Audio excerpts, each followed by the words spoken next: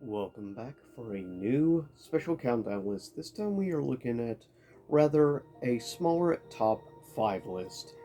And I thought today, as it is October and we are getting closer to one of my favorite days of the year, Halloween, I figured let's look at my personal top 5 favorite horror games on the PlayStation 1.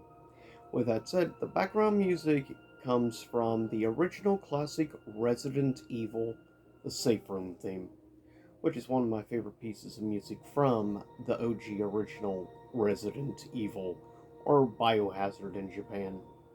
With that said, keep in mind this is just my own personal perspective, and I'm looking at games that are predominantly exclusively horror, so hybrid style games like combination RPG horror and stuff is excluded. I'm mostly looking at predominantly only survival horror, though there's one with elements of hack and slash. But with that said, first honorable mention, one that didn't quite make the top 5 for me. I know there's a lot of people out there who love it. For me, honorable mention goes to Resident Evil 3 Nemesis. Now, Nemesis is a great game, obviously. It's one of the early golden age of Resident Evil. Luckily, in more recent years, it's gotten somewhat of a renaissance again, thanks to RE7, the RE2 remake, as well as Village. This game is great, don't get me wrong. I personally do like the original design of specifically Nemesis a lot more in the original game over the Resident Evil 3 remake design. Not as big a fan of. Though it is still great, and Jill Valentine is arguably pretty much about my favorite character in the RE series. Probably between Jill and Leon. But with that said, still a great game, a lot of fun, some definite iconic moments throughout the game, and many other elements that really help make it one of the best horror games on the PS1. For me, though, coming in number 5 was made by some of the same devs that made the original Resident Evil and stuff. They would use basically a lot of assets and stuff for restructuring to make it look new, but definitely use some of the pre-owned assets from the original Resident Evil. But in the place of zombies, they would go with velociraptors and in general dinosaurs, which is one of the things I think is awesome. For me, at number 5 is the original classic Dino Crisis. Arguably one of my personal favorite games from Capcom of all time. In my opinion, this is just a great overall game. I'm surprised more people, when they talk about great horror games, retro and stuff, it stuns me. I don't see more people talk about Dino Crisis 1. Dino Crisis 2 was definitely much more action based. Sort of like how the Resident Evil series would go, though. Dino Crisis 2 predates Resident Evil 4, I believe, because it came out on the PS1. Though Dino Crisis 1 would get released on the PS1 as well as the Dreamcast.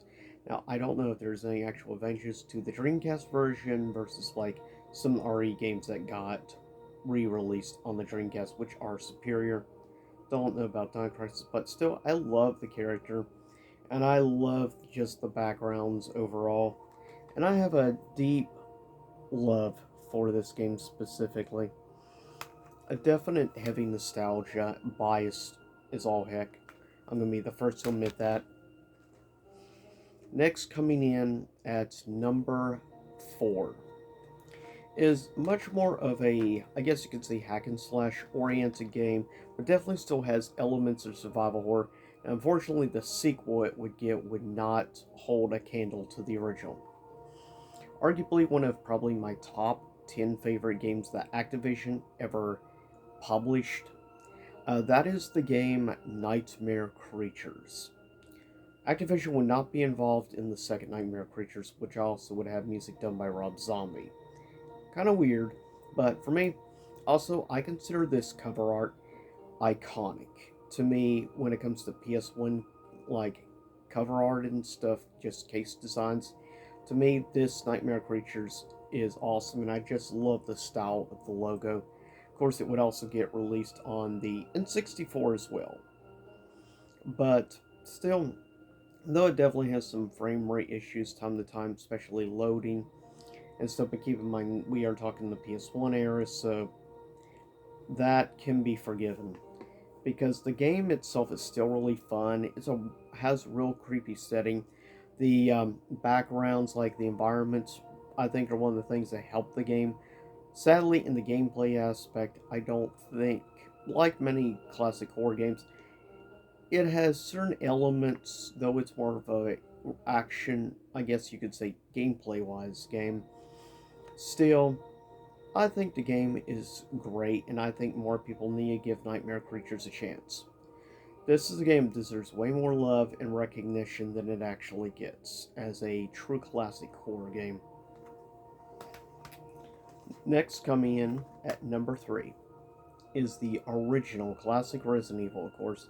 Unfortunately, I have the director's cut, which is not quite as good as the original, but, well, let's just say, definitely nowadays, price wise, I'm not willing to pay what the regular version of RE1 on PS1 is going for in the long box and stuff. It's absurd.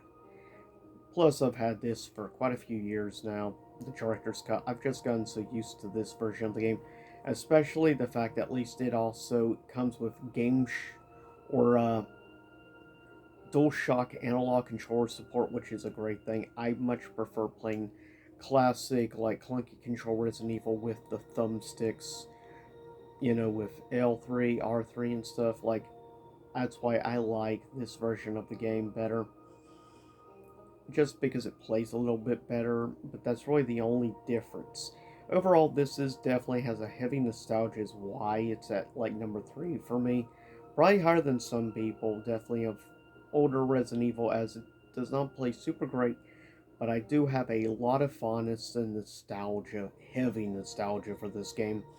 Especially the fact also it would use great pieces of music like Moonlight Sonata and other things.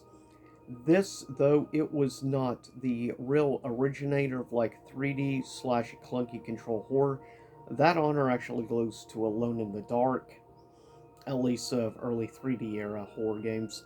This would take pretty much everything Alone in the Dark put in place and would add its own twist to definitely things, and would end up creating one of the most beloved and most successful game franchises of all time, and arguably probably Capcom's second most successful franchise of all time, at least in copies sold. Number one would probably be Monster Hunter nowadays, but still, RE1, giblet sandwich and all, I will always have a real fondness for this game and find myself occasionally, every once in a while coming back to the game. For me, it's the cheesy, horribly bad done dialogue. It's really what sells it for me, like a classic B-rated horror film, which I love. Stuff like, Attack of the Killer Tomatoes and many other things. I just love that schlock. Coming at number 2, it's arguably one of the gold standards and a great way to begin a superb great franchise by once upon a time a highly respected dev and publisher, Konami, and would come together. Originally, stuff was going a different route, but what would become later known as Team Silent would end up creating the first of a very beloved franchise to this very day, and that being the original classic Silent Hill. Silent Hill 1 will always have a deep amount of appreciation and everything, and I love the main theme of Silent Hill 1, and I am glad they kept that music in the film as well, which it was loosely based on this game, of course, with the original Silent Hill film from like 2005, which still arguably is my favorite probably video game movie of all time. But overall, Silent Hill 1 is a great way to start. The way you just start off, you go into the alleyway chasing what seems to be a girl and stuff. You end up passing out, but of course, also the introduction, the whole concept of like the nightmare, I guess you could say, demonic side of Silent Hill, which of course is awesome in the fact that the game is supposed to be based on a place, of course, that doesn't actually exist here in West Virginia, but still, it is a big deal to me. It's probably one of the other things that got me originally checking out Silent Hill. The fact it was a known fact that it was supposed to take place in like the eastern panhandle of West Virginia, which is pretty cool in my opinion. Over the years, this has become one of the most probably beloved and sought after survival horror games of all time, though price wise, doesn't even come close to some PS2. But for me, this is number two favorite horror game on the PS1 just because of one, the nostalgia, two, the music. I like the story itself and the whole world set up in the first Silent Hill, which would go much farther with its, of course, sophomore release, Silent Hill 2. Still, I have a real love for this. This is probably my number three favorite of the Silent Hill franchise as a whole. With that said, number one, and I'm happy I still have to this day the original Black Label from when it came out back in the late 90s. I believe it was like 98. I got the game from Electronics Boutique, aka EA, or EB, which I miss, of course, which would get bought out by GameStop years later, which I really do miss. But for me, favorite horror game on the PS1 is, of course, Resident Evil 2. It is the idea, the great sophomore release, great sequel. Funny enough, the same thing with Silent Hill. The second game would probably become. Now, nowadays, unfortunately, more people look more fondly on Resident Evil 4 because the more action based, and it would influence most horror games moving forward in the mid to late 2000s and do away with tank controls. I'll be honest, maybe somewhat unpopular opinion, but I actually like tank controls or clunky controls, whatever you want to call it, because it's what makes classic survival horror. If you don't have the classic tank controls and stuff, it doesn't really feel like a classic survival horror game. Now, I do appreciate some of the modern, we're seeing indie horror games being developed and released, which include both modern controls and tank controls as options. That is good, that way, if there's like younger gamers and stuff out there that have never played the original classic, like RE, Silent Hill, and stuff, have never played a classic survival horror game with tank controls, that's a good way to introduce. In my opinion, there are some superb, really good out there indie horror games that I highly recommend people really check out. As well as I highly recommend checking out stuff like the Fatal Frame series, which is one of the most unique and classic horror games of all time, thanks to Koei Tecmo and Team Ninja. But for me, this is the gold standard of Resident Evil and classic survival horror of the 1990s.